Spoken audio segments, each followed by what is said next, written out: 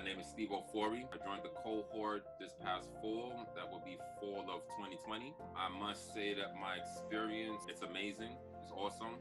And the reason why I'm saying that is because even though so far I've only had 2 professors, both professors know exactly what they're doing. Also, you have the students. I've never met any of these people, and the bond and the communication that we've built during this program has actually been amazing, because I was actually a little bit hesitant.